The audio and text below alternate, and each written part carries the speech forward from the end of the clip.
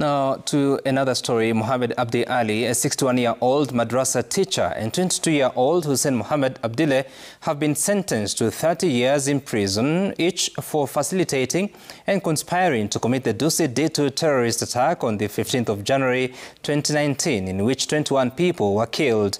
Olive Barrows breaks down the sentence. Justice Diana Kavedza Mochache did not mince her words when she passed down a sentence of 30 years each to two convicts whom she found guilty of facilitating and conspiring to commit the Dusit D2 terror attack in January of 2019. While they did not directly participate in the attack, 61-year-old Madrassa teacher Mohamed Abdi Ali from Mandera provided financial support through mobile money transfers to the tune of 836,900 Kenya shillings to the lead attacker, Ali Salim Gishunge. He was therefore sentenced to 15 years for conspiracy to commit a terrorist act, contrary to Section 23 of the Prevention of Terrorism Act, and 15 years for facilitating a terrorism act, contrary to Section 9A of the Prevention of Terrorism Act.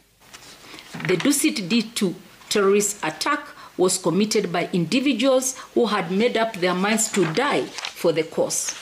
The lead attacker, Ali Salim Gishunge, for instance, left a letter to his wife asking for forgiveness for what he was about to do and hoped to meet her in the afterlife. Indeed, they all died for the cause. The question that begs is, who is to be held accountable for the heinous and egregious crimes that were committed by the attackers? The answer is obvious.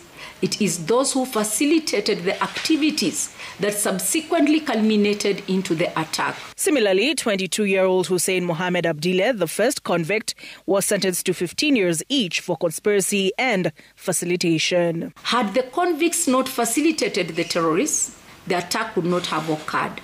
Had the first convict not facilitated the procurement of false student identity cards, the two terrorists would not have easily traveled from Dagdale refugee camp to Nairobi without detection. Had the second convict not facilitated the funds, the attackers would not have been able to sustain themselves in Nairobi, a very expensive city.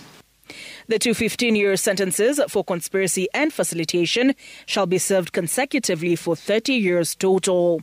In determining the sentence, Judge Mochache considered victim impact assessment reports that captured the continued psychological impact and health complication faced by both survivors and the bereaved.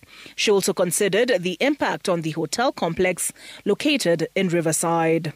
Behind the terrorists were silent supporters, sympathizers, people who enabled the attack.